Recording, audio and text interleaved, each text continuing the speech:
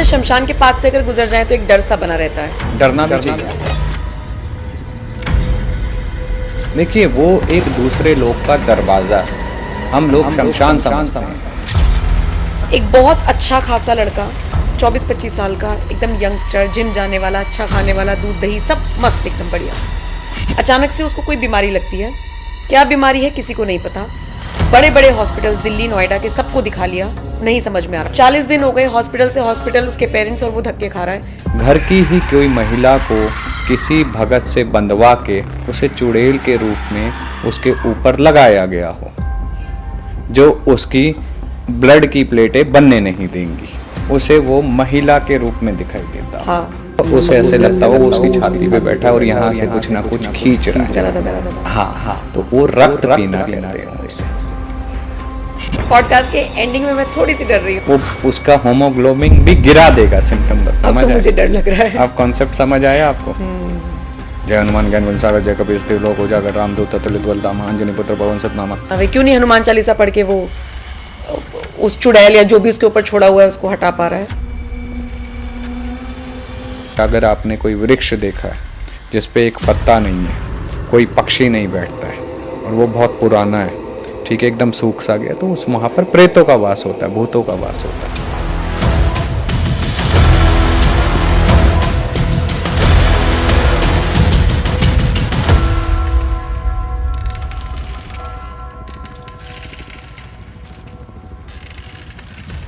नमस्कार, स्वागत है आप सभी का। आप देख रहे हैं एनएमएफ न्यूज, आपके साथ मैं हूं नम्रता चौधरी।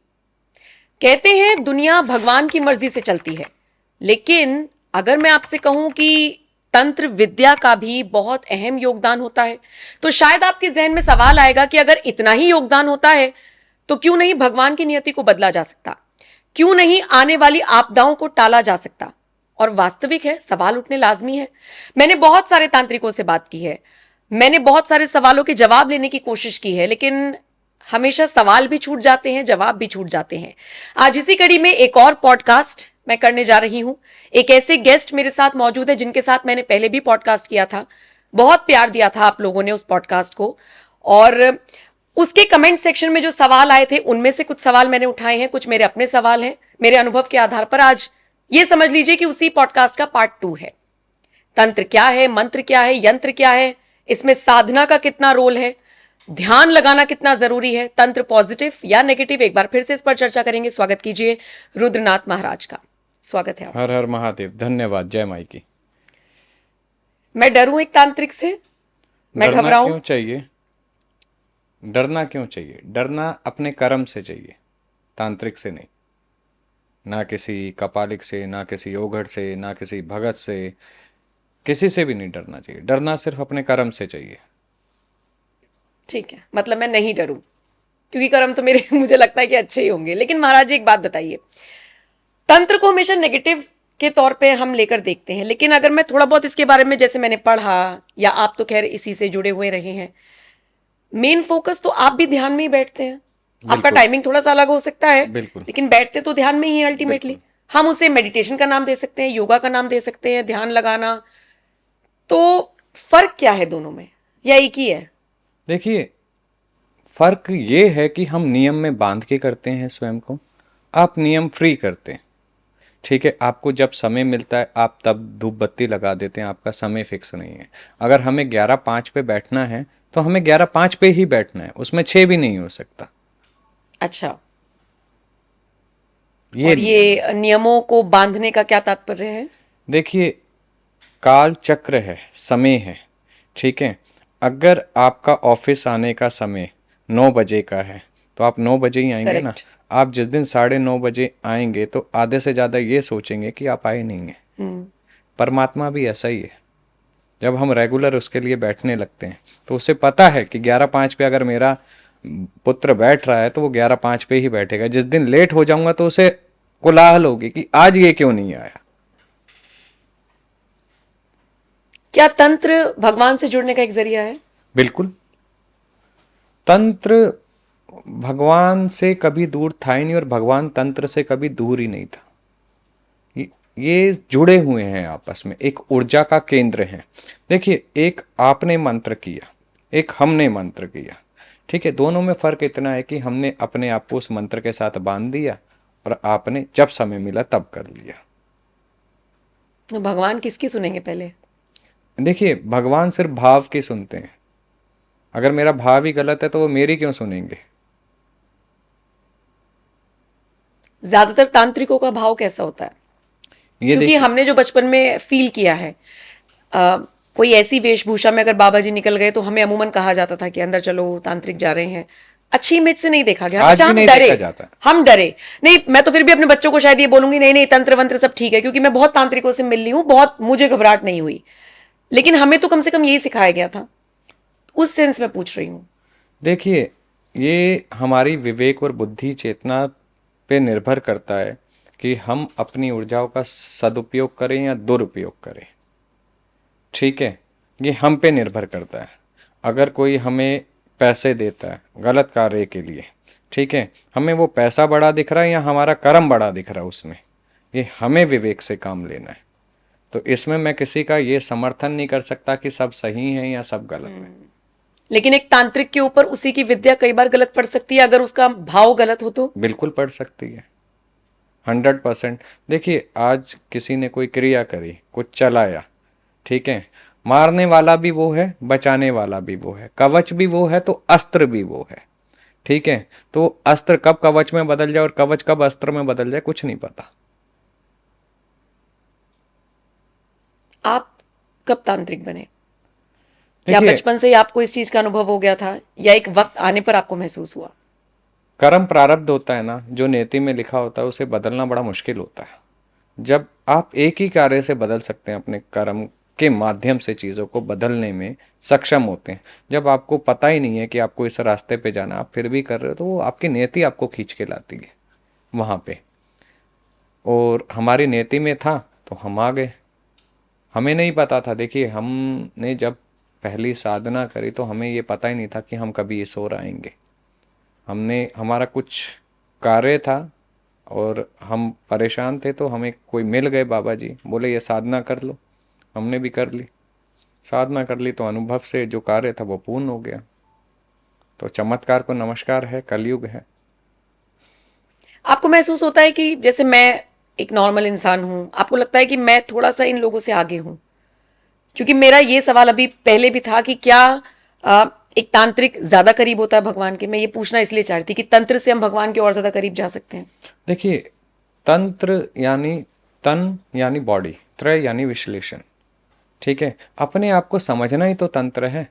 अपने आप पे विचार, अपने आप का मंथन करना, ठीक है, तंत्र है। समुद्र मंथन क्या सिखाता है हमें? समुद्र मंथन यही तो सिखाता है कि पहले विष निकलता है, बाद में अमृत निकलता है। तो तंत्र भी यही सिखाता है, पहले अपने अंदर की जो ईर्ष्याएं हैं, ग्लानी है, द्वेष हैं, ठीक है, उन्हें सफाई करो, उन्हें निकालो, फिर अमृत की धारा बहेगी ना। अब उसमें एक साल लगे, एक महीना लगे, 10 साल लगे, या एक जीवन लग जाए, या कई जीवन लग जाए, ये तो आपका इष्ट निर्धारित करेगा और आपके स्वयं की साधना है। लेकिन तंत्र क्रियाएं नेगेटिव होती हैं। बिल्कुल होती हैं। जैसे किसी पे कुछ कराना हो, बिल्कुल होती इन हैं। सब चीजों के लिए तो तंत्र ही इस्तेमाल होता है ना। बिल्कुल तो होता फिर है। आप उसे पॉजिटिव कैसे कह रहे हैं? अच्छे ये तो आप और मैं कह सकते हैं ना पॉजिटिव। दुनिया तो इसी नाम से जानती है कि तांत्रिक, तंत्र गलत। देखिए, तंत्र गलत जैसे अपने का नेगेटिव होता है, ये करने वाले पे निर्भर है। तंत्र गलत नहीं था। तंत्र ने कभी कहा कि मैं गलत करूंगा, भगवान ने कभी कहा कि मैं किसी का अहित करूंगा। ठीक है, अब राक्षस ने, असुरों ने, ठीक है, महादेव से वरदान लिया, तथास्तु, ब्रह्मदेव से वरदान लिया, तथास्तु। अब उसे सदुपयोग के लिए उपयोग करें अपने वरदान को, या दुरुपयोग के लिए, इसमें भगवान का कहाँ दोष? नहीं, लेकिन करने वाले करते तो हैं ही। कर्म का फल उन्हें मिला, उन्होंने हजारों वर्ष तपस्या करी, तपस्या करने के बाद देव प्रसन्न हुए, उन्होंने कहा तथास्तु, उन्हें वरदान दे दिया। ठीक है, अब उस अहंकार में उस वरदान का दुरुपयोग करें या सदुपयोग, जन कल्याण के लिए करें या अपने लालच के लिए करें, ये तो हमारी बुद्धि का चयन है। जन कल्याण के लिए कौन कर रहा है? जन कल्याण के लिए बहुत कर रहे हैं।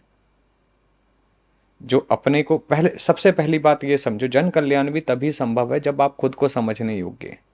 जब आप खुद को ही नहीं समझे तो आप जन कल्याण क्या करोगे? इस छोटी सी बात का उत्तर दीजिए। अगर मुझे ही नहीं पता है कि मैं सही दिशा में हूँ या गलत दिशा में हूँ, तो मैं दूसरे को दिशा कैसे दे सकता हूँ? नहीं, लेकिन जिन लोगों को अपनी ईर्ष्या है, जिन लोगों को अपना लोभ है, वो अक्सर तांत्रिकों का सहारा लेते हैं दूसरे का बुरा करने के लिए। ये करते हैं ना लोग। बिल्कुल तो करते वो हैं। फिर तंत्र तो बदनाम ही हो रहा है ना। तो ये करने वाले पे निर्भर करता है ना कि उसे बदनाम करवाना है या उसे सही दिशा देनी है। अगर मैं ही अपने हाथ बांध लूं कि मैं गलत नहीं करता, तो कोई किसी मेरे से गलत करवा सकता है? उल्टा पड़ता है तंत्र बिल्कुल पड़ता कराने है। वाले पे। बिल्कुल पड़ता है। कैसे? अगर किसी ने काटा, ठीक है, आपने उदाहरण के तौर पे आपने मेरे पास कोई चीज फेंकी, मैंने पकड़ ली, और वही मैं आपको उल्टी दूं तेजी से। पर आपने कहा अगर मैं आपको उल्टी दूं, अगर आप ना देना चाहें अगर मैं ना देना चाहूं तो उसे साइड में फेंक दूं बांध के, तो वही मैं पूछना चाह रही हूँ कि हमेशा करने वाले को, गलत करने वाले को फल मिलता है? बिल्कुल मिलता है। इसके दो दो उदाहरण है। अगर कोई काटने वाला है, वो काटेगा, जब काटेगा तो वो सीधा उल्टी पड़ेगी उस पे। विपरीत क्रिया की प्रतिक्रिया कहते हैं इसे। ठीक है, आपने भेजी, हमने उल्टी भेज दी। और एक दूसरा होता है कि आपने कोई चीज भेजी और उसे ही, आपकी सिद्धि है वो, और उसे ही बांध के रख दिया, तो आप दोबारा क्या करोगे जीवन में? नहीं, अगर मैं किसी का बुरा कर रही हूँ, मैंने आपका सहारा लिया उदाहरण के तौर पे कि ऐसे से इसका बिजनेस बहुत चल रहा है, इसको आप कुछ कर दीजिए, टेम्पररी बेसिस पे उसका बिजनेस रुक गया, उसको नुकसान हो, क्या कभी फ्यूचर में वो मेरे ऊपर उल्टा आएगा वापस? मैं ये पूछ, बिल्कुल आएगा। फिर भी मैं क्यों कर रही हूँ? लोग तो करते हैं टोटका, कहाँ लोग बाज आ रहे हैं? देखिए, ये अपनी खुद की सोच उन्होंने बना ली है ना कि हम गलत करेंगे तो हम ऊपर जाएंगे, हम किसी को रोक देंगे तो हम ऊपर जाएंगे। रोकने वाला और बढ़ाने वाला वो परमपिता परमात्मा महादेव है। ठीक है, तंत्र की उत्पत्ति उनसे हुई। ठीक है, माता पार्वती को ज्ञान मिला उनसे। ठीक है, तो आप अगर इसे सोच रहे हैं कि आप इसे रोक देंगे, आप इसे तंत्र से काट देंगे, ठीक है, उसने रास्ते बनाए हैं। अगर आपका एक रास्ता बंद होगा तो चार उसने खोल रखे हैं, कहीं ना कहीं से खुल जाएगा। माध्यम कोई भी बन सकता है। लेकिन ऐसा कैसे संभव है कि सामने वाले के नसीब में पूरी कयामत लिखी है, कयामत मतलब सब चीजें लिखी हैं, अच्छा अच्छा सब कुछ होगा, और मैं तंत्र का सहारा लेकर उसमें बाधा बन जाऊं? अगर मैं नेचर के खिलाफ जा रही हूं तो ये कैसे पॉसिबल इसमें है? इसमें कई बार क्या होता है, हमारा जो कर्म प्रारब्ध होता है, ठीक है, उसमें नियति में कई बार पहले ही पूर्व निर्धारित होता है कि आप इस समय इस पीड़ा से ग्रसित होंगे। अच्छा। अब अच्छा भला इंसान होता है, अचानक से अटैक आ गया, मृत्यु को प्राप्त हो गया, क्या अर्थ है? वो तो नियति थी ना उसकी। तो कहीं ना कहीं प्रारब्ध में लिखा था ना। तो कई बार हमें ये बुरा वक्त और ये चीजें, ठीक है, एहसास दिलाती हैं कि शक्तियां हैं। जो कहता है भगवान नहीं है, मैं इन चीजों को नहीं मानता हूं, जिस पे बीतती है ये उसके लिए एक उदाहरण भी होता है। जिसका परिवार इस चीज से ग्रसित है, जो इंसान ग्रसित है, वो दर्द वो ही समझ सकता है। देखिए, कई बार ऐसा होता है कि किसी पे कोई क्रिया कराई गई, वो क्रिया कई बार पूरी उम्र नहीं हटती है, किसी की 15 दिन में रास्ता मिल जाता है, किसी को 6 महीने में मिल जाता है। तो जिसका समय जहां काटना जितना भोगना लिखा है वो हो जाता है। और कई इसमें निमित्त बन जाते हैं कराने वाले, और वो निमित्त इसलिए बनते हैं ताकि उनका आने वाला कर्म इतना खराब हो कि वो मनुष्य योनि में ना आए। बात को समझ रहे हो? अगर मैं मोक्ष के रास्ते पे सीधा चल रहा हूं, मैं स्वयं की यात्रा पे चल रहा हूं, तो ये भी एक परीक्षा है मेरी कि मैं गलत करूंगा या सही करूंगा अपनी बुद्धि से। ठीक है, अगर मैं गलत करूंगा तो वो बाधा बन गई ना मेरी आगे की यात्रा की, और मैं सही करता चला गया तो ये परीक्षा होती है। अब हम बुद्धि से कैसे विवेक से काम लेते हैं वो हम पे निर्भर करता है ना। तंत्र क्रियाएं कैसे सीखी जा सकती हैं? अगर किसी को सीखनी हो, बहुत देख, मुश्किल है, या सिर्फ साधना से ही शुरुआत करें? मुश्किल सिर्फ जीवन है। जी रहे हैं लोग, हाँ। जी रहे हैं फिर भी। हाँ, मुश्किल जीवन है।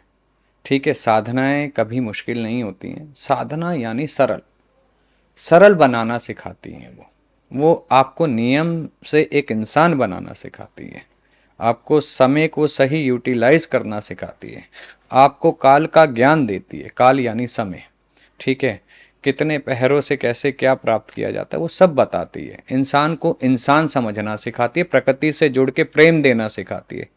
ठीक है। साधनाओं के लिए सबसे पहले जरूरी होता है स्वयं को सरल रखना। ठीक है, सबसे पहले सरल रखना, फिर? जब सरल हो जाएंगे तो आप तभी तो साधनाओं में एक चित होके, ठीक है, जाप कर सकेंगे। और आप यहाँ उलझे हुए हैं और माला घुमा रहे हैं, तो कहाँ से आप सरल कहलाए? वो सरल बनाती है, पहले आपके अंदर के द्वेषों को खत्म करती है। साधना ऐसा नहीं है कि सिर्फ तांत्रिक ही कर सकते हैं, अच्छा। गृहस्थी भी कर सकता है साधना। बस अच्छा। एक अच्छा गुरु धारण होना चाहिए।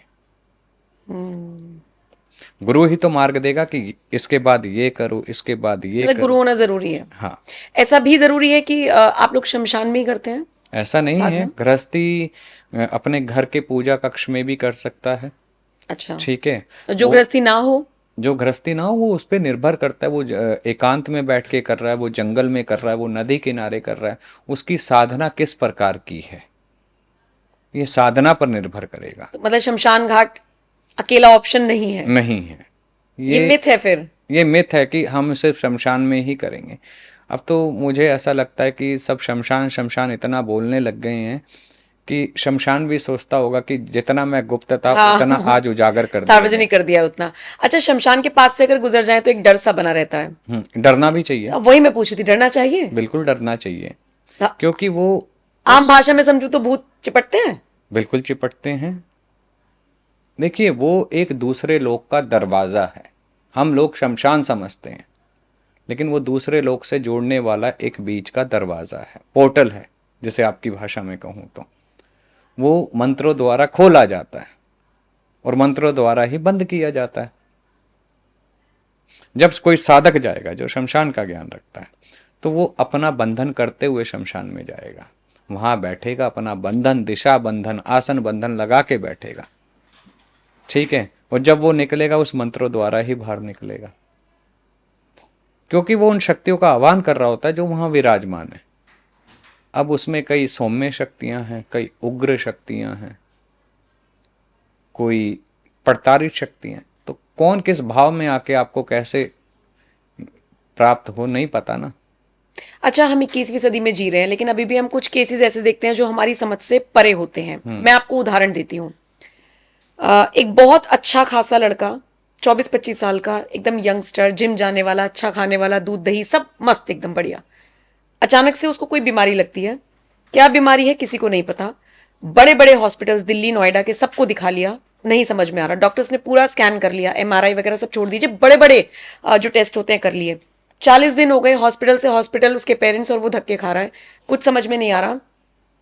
खून नहीं बन रहा है, जो 1.5-2 लाख प्लेटलेट्स होनी चाहिए वो 2,000 पे आ गई है। बस वो जीवित है, जी रहा है, वो रोज खून चढ़ रहा है, सारी चीजें हैं। एक दिन वो सडनली ऐसे ही खुलासा कर रहा है कि मुझे रात में बहुत डर लगता है, जैसे कोई बिल्ली आके मुझे पकड़ रही है, कोई मेरे ऊपर ऊपर घूम रहा है। अब हम तो 21वीं सदी के हैं, तो हम क्या कहेंगे कि नहीं ऐसा कुछ नहीं है, तुम्हें बस गंदे सपने आते हैं। अब अगर मैं आपके सामने हूं तो क्या मैं ये सवाल पूछना मेरा जायज है कि उसके ऊपर कोई ऊपरी साया हो सकता है? 100% हो सकता है। डॉक्टर डिटेक्ट नहीं कर पा रहे हैं, क्या प्रॉब्लम है? जहाँ देखिए, एक चीज समझिएगा, जहाँ रिपोर्ट्स नॉर्मल आ जाएं, प्रॉपर नॉर्मल। बीमारी पकड़ में ना आए, तो ये वैज्ञानिक तथ्य से परे चीज है, ठीक है। साए होते हैं, भूत होते हैं, प्रेत होते हैं, ये मैं नहीं कहता हूँ। हनुमान चालीसा पढ़िए, हनुमान चालीसा में भी लिखा हुआ है, भूत प्रेत निकट नहीं आवे, महावीर जब नाम सुनावे, ठीक है ना। तो कितनी पुरानी है, हमारी कितनी पीढ़ियां, और शायद हमने कई उसके बाद के जन्म भी लिए होंगे मनुष्य योनि में, ठीक है। तो जब ये चीज़ें होती हैं, ठीक है, इसमें अधिकतर जो होता है आज मैं बता देता हूँ। घर का जैसे कोई तांत्रिक अगर क्रिया कर रहा है, जैसे अगर ये चीज़ आपने सिम्टम बताया है, तो इस सिम्टम के हिसाब से जो मेरे को लगता है, जो मैं बता सकता हूँ, घर की ही कोई महिला को किसी भगत से बंधवा के उसे चुड़ैल के रूप में उसके ऊपर लगाया गया हो, जो उसकी ब्लड की प्लेटें बनने नहीं देंगी। और जैसे ही ब्लड भी चढ़ेगा तो वो ब्लड दोबारा गिर जाएगा। गिर ही रहा है। मतलब ये मेरी आंखों के सामने उदाहरण है, इसलिए मैंने जानना चाहा, तो मैंने कहा ना, क्योंकि हम खुद हैरान है कि डॉक्टर्स, इतने बड़े बड़े डॉक्टर्स पता नहीं लगा पा रहे हैं। इसमें आप अगर देखेंगे तो कहीं ना कहीं आप अगर आपकी जान पहचान का पूछिएगा उससे, उसे वो महिला के रूप में दिखाई देता हाँ। होगा। आपने तो नहीं बताया अभी, महिला के रूप में दिखाई देता होगा, उसे ऐसे लगता होगा वो उसकी छाती पे बैठा है और यहाँ से कुछ ना कुछ खींच रहा है। गला दबा रहा है। हाँ, तो वो रक्त पीना कहते हैं उसे। वो उसका होमोग्लोबिन भी गिरा देगा, सिम्टम तो बताओ। उसे ही क्यों पकड़ा? कोई किसी को भी पकड़ सकता है ऐसे? ऐसा नहीं है कि कोई किसी को भी पढ़ सकता, क्या पता उससे किसी का द्वेष हो, किसी ने चलवाया हो, किसी ने किया हो, कई सिम्टम हो सकते हैं। ये तो जब देखेंगे बैठेंगे इसका निवारण होता है। मतलब जो लोग कहते हैं कि ये सारी चीजें नहीं है, मैंने ये कहा ना, गलत है, जिस पे बीतेगी वही वही जानता है। जानेगा। तो फिर हम तो इतने सालों से पढ़ते आ रहे हैं, भूत पिशाच निकट नहीं आवे, महावीर जब नाम सुनावे, क्यों नहीं हनुमान चालीसा पढ़ के वो उस चुड़ैल या जो भी उसके ऊपर छोड़ा हुआ है उसको हटा पा रहा है? देखिए, आपने सिर्फ उसका अध्ययन किया, सिर्फ पढ़ा, उसके साथ जुड़े नहीं। जब जुड़ोगे तब भूत प्रेत पिशाच निकट नहीं आएंगे ना। एक पढ़ना और एक जुड़ना, दोनों में फर्क है। जय हनुमान ज्ञान गुण सागर, जय कबीर स्थिर लोक उजागर, रामदूत अतुलित बलधामा, अंजनी पुत्र पवन सुतनामा। एक ये पढ़ा और एक आंख बंद करके हृदय में उतारा, दोनों में फर्क है। अगर किसी पर भूत प्रेत है, हम्म हम तो बालाजी का ही नाम सुना है, वहां पे चले जाते हैं लोग, हम्म तो तांत्रिक के लिए आसान होता है उस भूत को उतार देना, प्रेत को उतार देना? उसकी साधनाओं पे निर्भर करता है, साधना पे निर्भर करता है। उसने किस चीज को पका रखा है, किसको पूज रखा है। ठीक है, अब कई भूत प्रेतों को ही पूजते हैं, तो वो भूत प्रेत से भूत प्रेत को कैसे हटाएंगे? अच्छा, ऐसा भी होता है? बिल्कुल होता तांत्रिक भी फिर दो तरीके के हो गए? है। भूतों की भी साधना करते हैं। तो भूतों की साधना तो नेगेटिव ही होती होगी फिर? तो ये जो चलाने का काम होता है, ये कहाँ से करेंगे? अरे ये बाप देवी रे। देवता थोड़ी करेंगे। किसी पे कुछ गलत करना है, कराना है, तो वो भूत प्रेत का ही आह्वान करेंगे। इसलिए सिद्धियां ली जाती हैं भूतों की, प्रेतों की। अब तो समझ आए? मुझे डर लग रहा है। अब कॉन्सेप्ट समझ आया आपको? तो क्या असुरों में और दानवों में और राक्षसों में इतनी ताकत है कि वो भगवान के बनाए हुए एक नुमाइंदे को इतनी बुरी तरीके से तोड़ दें? सिर्फ ये उदाहरण नहीं, मैं तो जनरल बोल रही हूँ। देखिए ना बालाजी पे कितने भूत कटते हैं। देखिए, असुर अलग है, भूत और प्रेत अलग है। असुर अलग है, भूत प्रेत अलग है। असुरों में तो इतनी क्षमता थी, ठीक है, इतनी क्षमता थी कि वो तो अपने जप तप से भगवान को प्रकट कर देते थे। आज तो मनुष्य उनके नाम से उनका एहसास भी नहीं कर पाता है। उनकी एकाग्रता इतनी स्ट्रांग थी। उन्होंने वरदान लिए, बड़े बड़े लिए। ताड़कासुर को देखो, भस्मासुर को देखो, भांडासुर को देखो, है ना, कितने बड़े बड़े। लंकापति रावण को देखो। उन्होंने अपने ज्ञान से, अपने तप से उस परमात्मा को प्राप्त किया। मैंने कहा ना अभी, बस वो चल रहा है, कोई पढ़ रहा है, तो एक पढ़ना और एक जुड़ना, दोनों में भेद होता है। जब आप अपने इष्ट के साथ, या आप जो पढ़ रहे हैं, पूजा कर रहे हैं, जब जुड़ जाओगे तब तंत्र काम नहीं करेगा। तांत्रिक के पास कितनी शक्तियां होती हैं? ये निर्भर करता है उसकी साधनाओं पे। आपके पास कितनी शक्तियां हैं? मेरे पास तो सिर्फ आशीर्वाद है मेरे आराध्य का और गुरु का। पर आप तांत्रिक क्रियाएं तो करते होंगे? बिल्कुल करता हूँ, स्वयं के लिए करता हूँ, प्रैक्टिस करता हूँ, अनुभव लेता हूँ। देखिए, ये एक समुद्र है। आप इसमें जितना उतरेंगे ना, जितना उतरेंगे, इसका छोर आपको पता नहीं चलेगा। तो छोर तक पहुंचने की कोशिश तो की जा सकती है, समझाइए कितना। सिर्फ कोशिश होती है, पहुंचा नहीं जाता है। कई जीवन बीत जाते हैं। आपने एक साधना को ही कई प्रकार से किया जाता है।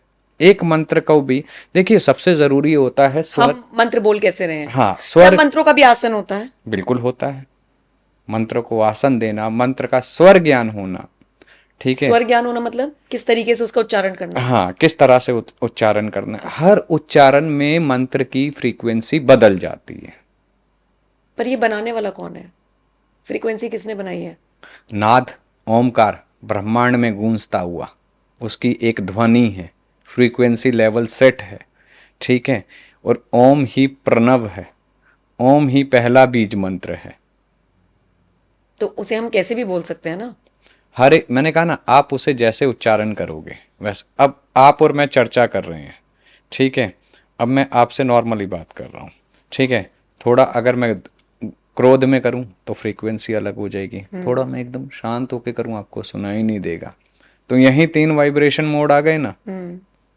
सेम ये ऊर्जा है, मंत्र यानी ऊर्जा। मन का विश्लेषण करना, मन को स्थिर करना। लेकिन मन स्थिर होता कहाँ है? जिसका ध्यान, मन अस्थिर है उसका मन तो भगवान के सामने भी जाके अस्थिर ही रहता है, ध्यान, तभी तो रो पड़ता है आदमी। ध्यान, ध्यान बहुत जरूरी तो है। वही देखिए मतलब मंत्र भी, भगवान का भी ध्यान, तांत्रिक को भी ध्यान, हर चीज में ध्यान इंपॉर्टेंट है। ध्यान इंपॉर्टेंट। आपका फोकस नहीं है, गोल नहीं है, तो आप कुछ नहीं कर सकते जब तक आप चित्त शांत नहीं है। मंत्र भी तभी काम करेगा ना जब आपका चित्त शांत है। जब आपका चित्त शांत नहीं है तो मन कैसे काम तो करेगा? चित्त को शांत करने के लिए क्या करें? चित्त को शांत करने के लिए ध्यान बहुत जरूरी है। ध्यान देखिए कभी लगाया नहीं जाता है। एक तो सबसे ज्यादा भ्रम ये फैला हुआ है, ध्यान लगा रहे हैं। हाँ ध्यान हाँ। स्वतः घट जाता है। ध्यान और समाधि का कोई समय नहीं होता है। वो कब, किस समय और कैसे लगेगी, ये हमारे प्रैक्टिस पर निर्भर करता है। जो कहता हो ना कि मैंने तो समाधि लगा दी, वो समाधि कभी नहीं लगती। वो समाधि किस क्षण, कुछ क्षणों के लिए कब लगेगी, वो आपकी प्रैक्टिस पर निर्भर करेगा। आपने उसे कितना दोहराया है अपने जीवन में, कितना उस पर काम कर रहे हैं, कार्य कर रहे हैं अपने पे, वो स्वतः ही लगती है। ठीक है, ध्यान करना बहुत जरूरी है। ध्यान का अर्थ है ध्यान, धारणा, समाधि। ठीक है, आप किसका ध्यान कर रहे हैं?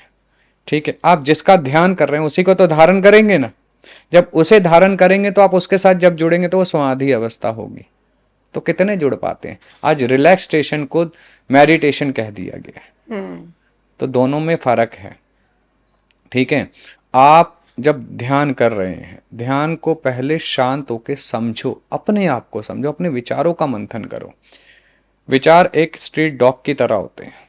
ठीक है, वो हमेशा पीछे पीछे भागते रहेंगे, भागते रहेंगे, भागते रहेंगे, लेकिन आपको उनसे कैसे मुक्ति पानी है, ये आना बहुत जरूरी है।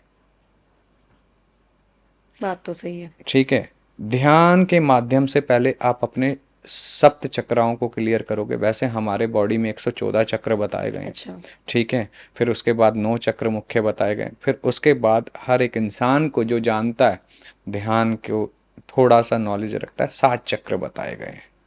ठीक है, मूलाधार, स्वाधिष्ठान, मणिपुरा, अनाहत, विशुद्धि, आज्ञा और सरहस्त्र। ठीक है, हर चक्र का अपना बीज मंत्र है। अच्छा। ठीक है, पहले अपने चक्रों को क्लीनिंग करो, उसको प्रोसेस करो। ठीक है, फिर आप श्वासों की प्रक्रिया करो। ठीक है, अलोम विलोम करो। ठीक है, फिर कुंभक रेचक करो। ठीक है, जो हमारे योग में मतलब बताया। ये सारी चीजें हैं जो आपको साधना या मेडिटेशन जिसे हम कह सकते हैं हाँ, उनके लिए हैं। नहीं, तंत्र में भी बहुत सहायक हैं ये। अच्छा। बगैर इसके आप तंत्र को पूर्ण रूप से जान ही नहीं सकते हो। ठीक है, उसके बाद थोड़ा योग अभ्यास करो, पोस्टर्स का अभ्यास करो। ठीक है, फिर जिस आसन में, कोई सुख आसन में बैठता है, कोई पद्म आसन में बैठता है, ठीक है, कोई मल आसन में बैठता है, हर आसन का भी अपना ही योगदान है अच्छा। शरीर में। ठीक है, उसके बाद, ठीक है, कुंडलिनी शक्ति आती है। कुंडलिनी शक्ति क्या है? स्वयं में परादि शक्ति है। तो ये चीज़ें जानना समझना बहुत ज़रूरी है। पहले आपको उसमें उतरने के लिए सर, ये नहीं है कि हम 41 दिन बैठ गए, सवा महीना बैठ गए, हम हो गए तैयार। जीवन बीत जाता है, लेकिन समय देना पड़ता है। देखो, बिल्कुल। आप जब किसी चीज़ को समय दोगे तभी तो वो आपको देगा, ध्यान देगा आप पे। जब समय ही नहीं दोगे तो वो आप पे ध्यान क्यों देगा? वशीकरण होता है? बिल्कुल होता है। वशीकरण भी होता है? तंत्र में 6 कर्म बताए गए हैं और 6 के 6 कर्म होते हैं। लेकिन मैं एक ही बात कहूँगा, अपनी जो साधना है अपने लिए करो, अपने मुक्ति के मार्ग के लिए लेकिन करो। इससे फिर आपको क्या फायदा है? हमें फायदा क्या? फायदा अगर देखना हो देखो तो आज मैं के जमाने बिजनेस में करूं। तो आज के जमाने में तो हर आदमी बिजनेस देखता है, अपना फायदा देखता है। हम्म। एक तांत्रिक अगर साधना कर रहा है, अपना जीवन पूरा दान दे रहा है, उसके पास कुछ शक्तियां आ रही हैं, तो वो क्या फायदा ले रहा है? अनुभव देखिए, जो सही तांत्रिक है वो गुरुमुखी है, तो वो अनुभव ले रहा है, आनंद ले रहा है उसका, आनंद ले रहा है। आनंद का रस पी रहा है। ठीक है, यहाँ सुबह की किचपिच नहीं चल रही है, चाय दे दे, लेट हो रहे हो, ये हो रहा है, वो हो रहा है, नहीं। वो हर परिस्थिति में शांत होना सीख जाता है। तो सबसे बड़ी जरूरी क्या है? शांति। पहले वो तो लाओ। तो लेकिन मुझे वो वाला क्वेश्चन मेरा रह गया कि भूत प्रेत आ जाते हैं, ये तो बड़ा 21वीं सदी में भी मतलब हम डर के चले फिर इन चीजों से। आपने वायु देखी है? महसूस किया। ऐसे ही है। साधक उसे देख सकते हैं। आप देख सकते हैं? गुरु कृपा। आप देख सकते हैं? गुरु कृपा कह तो रहा हूं। बुला सकते हैं आप आत्माओं को? बुलाना क्यों है? नहीं, मैं पूछ रही हूँ, बुला सकते हैं? देखिए, जो तंत्र को जानता है, जो उसके रहस्य को जानता है, वो बिल्कुल। देखिए, जब हम भोग देते हैं, ठीक है, हम सिगरेट का भी भोग लगाते हैं। आप सिगरेट को वैसे जलाएंगे हाथ में रख के तो वो बुझ जाएगी, राइट। लेकिन अगर हम जलाएंगे, उसको याद करके जलाएंगे, तो वो यहाँ पूरी की पूरी जाएगी। अच्छा। कौन पी रहा है, क्या पी रहा है, वो आपको नहीं दिखेगा। सच में? हाँ।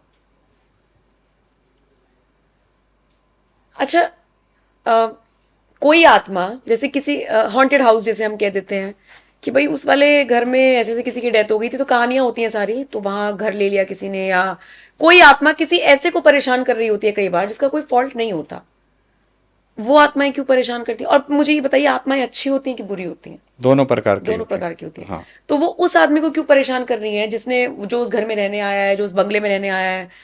भगवान ना करे, मान लीजिए इस स्टूडियो में मुझे कोई आत्मा परेशान करने लगे, तो मैंने क्या बिगाड़ा है? आप जिनकी कोई गलती नहीं होती उनको क्यों टारगेट किया जाता आपने नहीं बिगाड़ा, आपने उसके स्थान पे आके बिना इनविटेशन के, बिना बुलावे के उसे डिस्टर्ब किया है। है? वो अच्छा। उसका स्थान था और आप उसके स्थान पे स्वयं आ गए हो। क्यों आए हो? उसे पसंद नहीं है कि आप उसके दायरे में आके कुछ भी करो।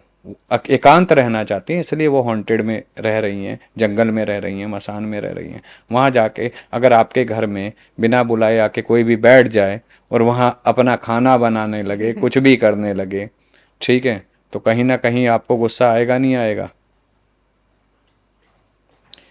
इसलिए कई जगह मिट्टी में, पृथ्वी में, जमीन में दोष कहा गया है कि ये दोषित हाँ। भूमि है, दूषित भूमि है ना। कारण यही है कि वहाँ उन आत्माओं का वास होता है। उदाहरण के तौर पे अगर आपने कोई वृक्ष देखा है जिस पे एक पत्ता नहीं है, कोई पक्षी नहीं बैठता है, और वो बहुत पुराना है, ठीक है, एकदम सूख सा गया, तो उस वहाँ पर प्रेतों का वास होता है, भूतों का वास होता है। देखना, ऐसे पेड़ पे जो एकदम सूखा होगा, वहाँ कोई पक्षी घोंसला भी नहीं बनाएगा। पक्षियों को आहट हो जाती है पहले, पशुओं बिल्कुल को हो भी? जाती है, बिल्कुल हो जाती है उन्हें। तो अब आप खुद समझिए इन चीज़ों को, छोटी छोटी। और ये जो हम देखते हैं कि टोटके के नाम पर वो सिंदूर, किसी के बाल रख लिए, इन सब चीजों से होता है? कहते हैं कि आप कहीं पे बाल कर रहे हैं तो बाल ना फेंके, बालों का बहुत इफेक्ट होता है, इन सब चीजों से भी होते हैं पैर टोटके? की मिट्टी हो गई आपके, ठीक है, बाल हो गए, आपका पहना हुआ वस्त्र हो गया जो धुला ना हो, ठीक है, इन सब से क्रियाएं होती हैं। तो फिर तो किसी को देने भी नहीं चाहिए कपड़े नहीं बिना देने धुले? चाहिए, सावधानी रखनी चाहिए। नहीं देने चाहिए। हाँ। पैर की मिट्टी ले ली, बाएं पैर की जैसे मिट्टी होती है, बाएं पैर की मिट्टी लेके कुछ मंत्रों के उच्चारण से सम्मोहन वशीकरण बहुत तेज चलता है। आज के टाइम में भी सम्मोहन और हिप्नोटाइज ना? हाँ, बिल्कुल है। देखिए, ये इतना पुराना है, इतना पुराना है कि जितना हम अपनी 7 पीढ़ियां उठा के देखें तो भी इसका रहस्य ना समझ पाए। अच्छा, ये सब हिंदुओं में ही होता है कि मुसलमानों में भी होता है? कोई हाँ, भूत प्रेत आत्मा मुसलमानों को कर सकती है? बिल्कुल। तो फिर वो कैसे छुड़ाएंगे? वो तो आप हनुमान चालीसा भी नहीं पढ़ेंगे। वैसे ऑन देखिए, लाइटर नोट में ये सवाल पूछ रही हूँ। देखिए उनके में पीर होते हैं, जो पीरों की वो झाड़ते सेवा हैं जो। हाँ, सेवा करते हैं, ठीक है। उन पीरों के द्वारा वो काम लेते हैं।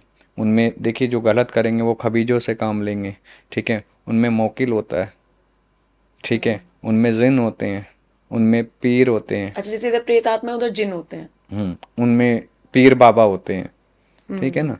तो इनके अपने हैं, ठीक है, जिनके ये जो कलमा पढ़ते हैं, ठीक है, इनकी भी साधनाएं होती हैं। ऐसा नहीं है ये ऐसे ही मतलब किया, ये भी अपनी साधनाओं में बैठते, जैसे हम लोग बैठते हैं 41 दिन, 1.25 साल, ठीक है, 3 साल, 5 साल, ये भी वैसे ही अपनी साधनाएं करते हैं। ये किसको पूछते हैं? ये अपने कलमा को पढ़ के, जैसे कोई सैयद पीर की साधना करना चाहता है तो उनके कलमा को पढ़ेंगे। उनमें जो लगता है, अगरबत्ती हो गई, गुलाब हो गए, इत्र हो गया, ये सब सामग्रियां, मीठी खील हो गई, ये सब लगाते हैं। प्रोसेस एक ही है, बस पूजने का तरीका सबका अलग है। पॉडकास्ट की शुरुआत में मैं डर नहीं रही थी। पॉडकास्ट के एंडिंग में मैं थोड़ी सी डर रही हूँ। अब आप मेरे दर्शकों को बताइए कि हम डरें एक्चुअल में या ना डरें, मैं क्योंकि शमशान के पास से अगर मैं निकल रही हूँ तो मैं तो सीधा निकल रही हूँ ना, तो मैं क्यों डरूं? देखिए, आप एक चीज समझिएगा, कई बार कई मनुष्यों की जो मृत्यु होती है, ठीक है, वो मृत्यु होती है तृप्त नहीं हुए होते वो किसी चीज़ से, कुछ इच्छाएं अधूरी रह जाती हैं। तो जैसे आपने बाल खोले या तेज परफ्यूम लगाया तो वो उन्हें खींचती है, इसलिए आप देखिए कि फूले बाल भी हाँ, पूजे बांध लूंगी अब से। पूजा साधना में तेज खुशबू वाली चीज़ें लगाई हाँ, जाती हैं। इत्र इत्र को लेके मैंने सुना है, हाँ, परफ्यूम लेके सुना है। हाँ, हाँ, ठीक है, लगाई जाती हैं। क्यों क्यों वो अट्रैक्ट होती हैं उस तरफ, खिंचती हैं।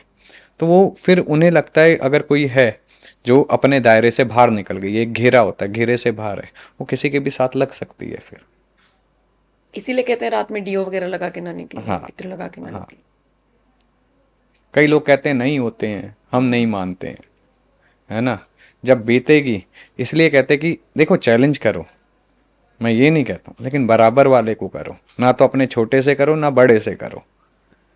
छोटे वाले को समझ नहीं, नहीं लेकिन आएगा। इतना तो मैं मान के चल सकती हूँ ना कि अगर मेरा मन बहुत कमजोर होगा, अगर मैं बहुत डरूंगी, अगर मेरा ऑरा कमजोर होगा, मुझे हर वक्त चिंता सताएगी, तो मैं अपने आप ही उनकी रडार में आ जाऊंगी। लेकिन अगर मेरा मन स्ट्रांग रहेगा तो मुझसे वो लोग दूर रहेंगे। देखिए, घर में अगर कलेश ही रह रहा है, ऑफिस में मन नहीं लग रहा है, दिन भर नेगेटिव सोच रहे हो, मन उच्चाटन हो रखा, मन कहीं नहीं लगता, तो ऑरा तो ऑटोमेटिकली वीक हो गया। ऑरा का खाली ये मतलब नहीं है, ठीक है। अब आप 10 लोगों से मिलते हो, ठीक है, 10 लोगों के आपने पॉडकास्ट किए, आप अपनी टीम से मिल रहे हो, किसका ऑरा कितना अच्छा है, कितना ब्रेक है, कितना नेगेटिव है, आपको नहीं पता। तो वो भी जब टकराते हैं पॉजिटिव के साथ, तो पॉजिटिव को कहीं ना कहीं क्षीण करते हैं मतलब नेगेटिव। सामने वाले का ऑरा भी। हाँ, ओ। इसलिए देखिए, आप एक चीज़ नोट करिएगा, आज से कुछ सालों पहले तक, ठीक है, हमारे संस्कारों में सिर्फ नमस्कार की पद्धति थी, नमस्ते करते थे हाथ जोड़ के, हैंडशेक नहीं करते थे बड़े बुजुर्ग, ठीक है। अब 2 पीढ़ी उठा के देखिए, क्योंकि उन्हें ज्ञान था कि इससे ऊर्जा आदान प्रदान होती है। पैर भी छूते हैं। पैर छूते हैं, आशीर्वाद लेते हैं, वहां आपको सौभाग्यवती होने का, कल्याण मस्तु भव, है ना, दीर्घायु, वहां आशीर्वाद मिल रहा है, बड़ों के आगे झुकना सिखाया, राइट। आज हैंडशेक का जमाना आ गया है। पहले हाय हाय किसी के मरने पे करते थे, आजकल हाय हाय नॉर्मल हो रहा है। तो कुछ चीज़ें तो नेगेटिव खुद ही हम ग्रैब कर रहे हैं ना।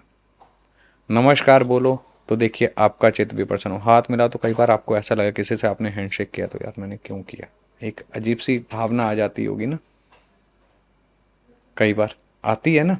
कईयों से हैंडशेक करो तो आपको अच्छा लगेगा, कईयों से करोगे तो बड़ा और अजीब ऑफिस सा का तो ये लगेगा। नियम ही है कि सब आके हैंडशेक कर ही रहे हैं। हाँ, अजीब सा लगेगा।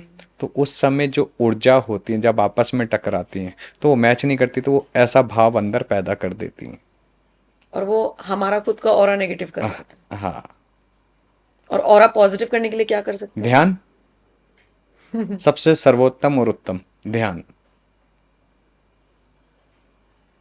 तो ध्यान को समझना ही अपने आप में एक रहस्य है।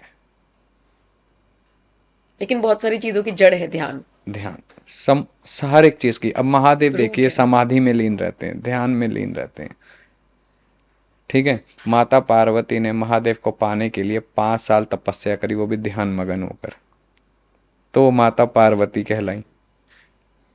हिमालय पुत्री थी, महादेव को पाने के लिए, ठीक है, हिमालय की कंदराओं में ध्यान किया, जाप किया, आंख बंद करके ही तो किया, फिर वो समाधि अवस्था को प्राप्त हुई तो वो माता पार्वती बनी। तो ध्यान लगाइए। ध्यान से इस पॉडकास्ट को आपने देखा होगा, मुझे उम्मीद है। बहुत बहुत शुक्रिया, आप हमारे साथ जुड़े, आप स्टूडियो में आए। महादेव। देखिए, तंत्र की बातें तो मैं बहुत लोगों से करती हूँ, लेकिन एक होता है ना कि समझ में भी आनी चाहिए, अंदर तक उतरनी चाहिए, फिर वो दर्शकों तक पहुंचनी चाहिए। मुझे लगता है ये पॉडकास्ट उसी में से एक रहा होगा कि लोगों को समझ में आए। और ये वो ऐसे सवाल थे जो या तो आप ही के थे, मैंने पॉडकास्ट के नीचे से उठाए थे वो सवाल कमेंट सेक्शन से, और अमूमन यही हम लोगों के मन में सवाल होते हैं। तो भाई अपना ऑरा पॉजिटिव कीजिए और ध्यान लगाइए, अपने कर्मा को बेस्ट रखिए, हम यही कहा जा सकता है। बहुत बहुत शुक्रिया एक बार फिर से। और धन्यवाद। ये आपको कैसा लगा पॉडकास्ट, कितनी सकारात्मकता आपको हासिल हुई है, मुझे कमेंट सेक्शन में बताइएगा। बाकी अपडेट्स के लिए एनएमएफ न्यूज़ देखते रहिए। बहुत बहुत शुक्रिया इस पॉडकास्ट को देखने के लिए। नमस्कार।